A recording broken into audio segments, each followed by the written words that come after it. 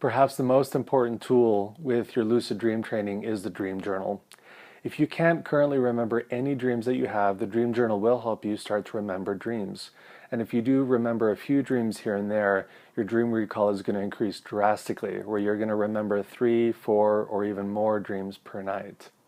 So the first thing about getting a dream journal is go to a bookstore or an office supply store and find something with a nice cover, something that's attractive to you. Something that makes you remember your desire to remember your dreams and to do this lucid dream training. That way it's going to empower the book.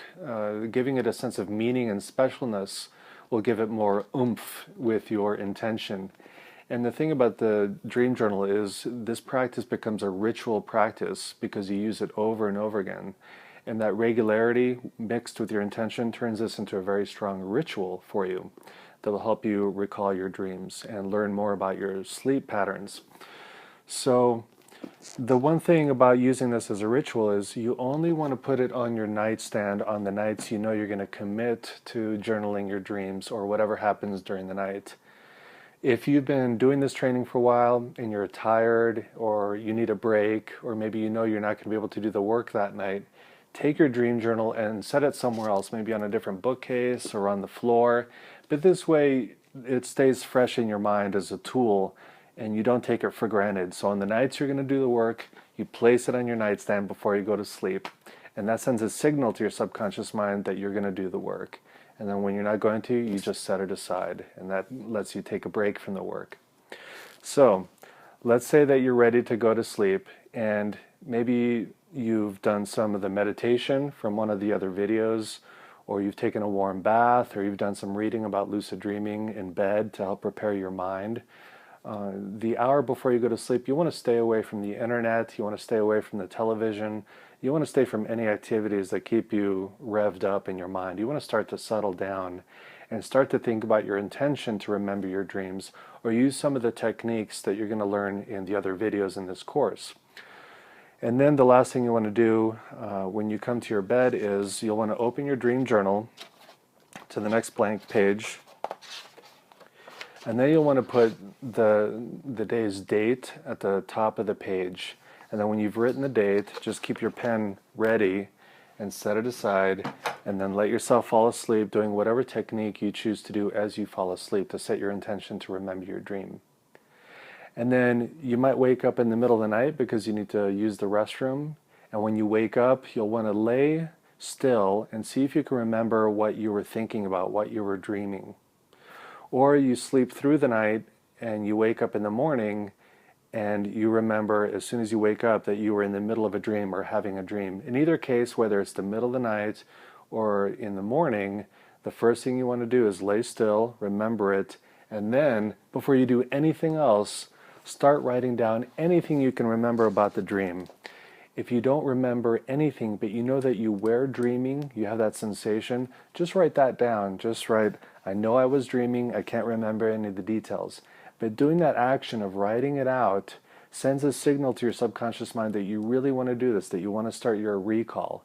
And it also trains you every morning to regularly check back in your mind. What was I just dreaming? What was I thinking about? And reaching into your mind that way every morning is going to increase your ability to remember your dreams. So when you wake up and you write down your dream, you've already dated the page, so you don't have to do that there. But the other thing you want to note is, how did you feel during the dream? What emotions were you having? Were you scared? Were you excited? Did something wonderful happen? Did it have a sense of connecting to something from your daily life or something that might happen in the future? You want to note any of those kinds of things that it might connect to something from your daily life and how you felt emotionally. And also, after a while of doing this training, you're going to see that certain things happen over and over again. Maybe a certain person keeps appearing. Maybe it's your third grade teacher or your boyfriend or one of your parents. Maybe a certain animal or a beloved pet keeps showing up in your dreams. And these figures that show up regularly, maybe it's a person, an animal, an object, or event, these are called dream signs. So the other thing you want to do with your dream journal is turn to the back of the journal and right at the top of the page, dream signs. And this is where you start cataloging the things that show up regularly in your dreams. That way, it lets you know what to look out for in future dreams. And this will help you because when you start to realize certain things happen regularly in a dream, those dream signs start to become a signal to help you become lucid during the dream. So let's say one of your dream signs is your third grade teacher, and you know that whenever he or she pops up, you're in a dream, you can start to send the intention during your nighttime practice as you're falling asleep that when Mrs. Johnson shows up, I'll know that I'm dreaming and I'll become lucid. So you set that intention. When she shows up, I'll become lucid over and over again, or whatever your dream sign is. But over weeks and months and longer, you'll start to have a longer and longer catalog of dream signs.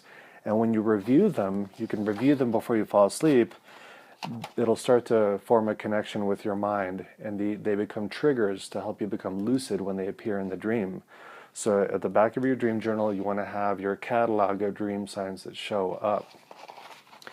The other thing you can do at night before you fall asleep, after you've started recording several dreams or several weeks worth of dreams, is before you fall asleep, read back on previous dreams you've had.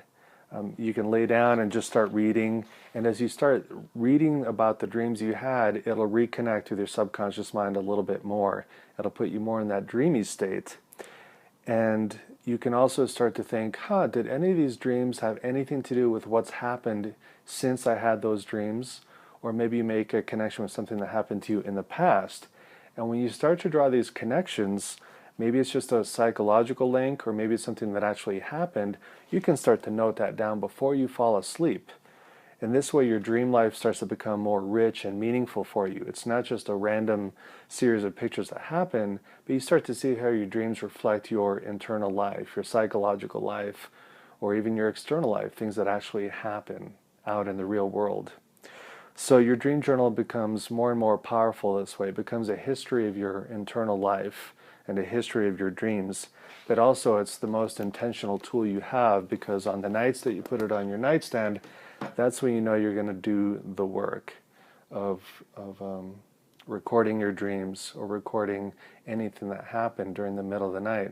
Now later on, if you continue with the out-of-body experience portion of this training, the dream journal continues to be an important tool for you, because you'll start logging any signals that happen right before you go out of body, or signs that show that you're getting closer to that experience. And as we'll talk about later, there is a relationship between the dream state and the out-of-body state, and sometimes they blend, and sometimes they change places and how they happen for you, and all of that gets logged in the dream journal. So this becomes very important for you. The most important thing about the dream journal is you have to stick with it. Even if you're a person who doesn't remember any of your dreams, if you stick with it for several days, it is highly likely that you'll start to remember your dreams. But the other thing is, if you're an experienced dreamer and you're just very tired after a while, you can stop using the dream journal, but just know that everything will tend to slow down for you. That when you stop using the dream journal, then your dream recollection might also fade away for a little while. But it's a complete choice for you. You can choose when you're going to do the training and then take a break for a while, and then when you're reinvigorated and re-inspired, start using the dream journal again, and you'll see that the experiences start coming back to you more and more. So, of all the tools that you're going to learn in this training, the dream journal is probably the most important one, and the one you should start with right away. There's one more technique you could add to your dream journaling to make it even more powerful for you. And that's adding the practice of drawing, sketching, or painting out the scenes from your dream after you're done with your dream journaling. Drawing out your dreams is a way to connect your conscious and your subconscious mind. See, writing with words is very linear, it's very logical in some sense, but getting involved with artwork and making more abstract representations of what you experienced in the dream state is a way of reaching back into your memory and reaching back into your subconscious and trying to reproduce things from that point of view a little bit less structured than writing and a little bit more how it actually came to you in the dream state. So if you have some pencils, colored pencils or pens or paintbrushes and some sheets of paper, either right after you're finished with your dream journaling or later on in the day, you could spend a few minutes just painting or sketching out scenes from your dream, and you'll see that this really starts to build your ability to connect your subconscious and your conscious mind, and for those two to interact.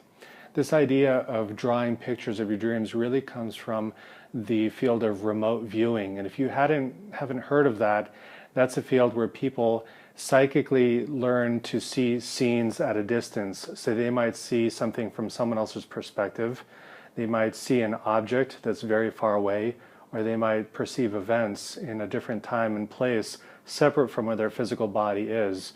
So you could call it a type of clairvoyance, but the phrase remote viewing has a specific protocol attached to it that the United States government developed in the 1960s and the 70s with the help of Ingo Swann, who was a very famous psychic and an artist, and he realized the power of drawing out the imagery that arises from your subconscious mind.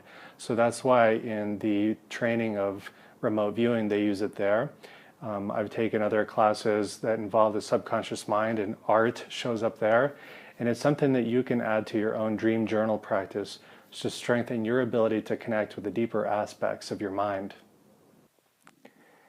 Your dream journal becomes your OBE journal once you start your OBE training, and it's just as important as it was during your lucid dream training.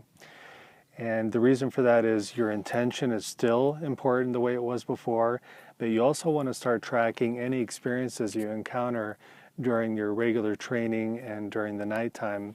So you'll still want to track your dreams the way you have before and write down any lucid dreams that you have. But on top of that, you'll want to start logging your training sessions. So let's say you have a training session in the afternoon. You would write down what time you trained. You also want to write down what technique you were using. And if you get to the point where you're starting to have energetic sensations or separation signals during your training periods, you'll want to write those down too. You're going to want to start to catalog all the different experiences that you're going to have during your training and at other times of the night.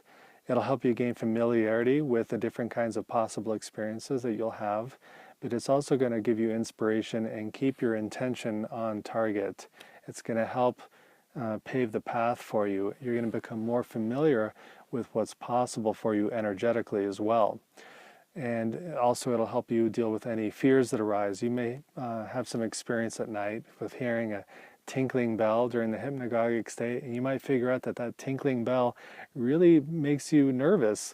But as you start to experience that more often and you write it down, you start to see that there's nothing to fear there, and that it's actually a good signal that your training is going well and that your consciousness is getting closer and closer to the point of separation. You might have other sensations like your body twitching during the training, during the guided visualization, or you might have sensations of beings touching you. These are all just sensory experiences that you can have, and they don't really mean anything other than that your energy is shifting, your consciousness is shifting, and you're changing your perspective, and you're changing your conditioned attitude about who you are. You're changing that blind belief that you are your body, and you're starting to expand beyond that. And you want to track all these experiences in your OBE journal. And finally, once you have your first real OBE, your complete separation, you want to write down all the details and celebrate it in your journal, and that'll add some energy to your future training. And then after that, continue your journaling with the dreams, with the lucid dreams, and with the out-of-body experience, and with all the training you're doing.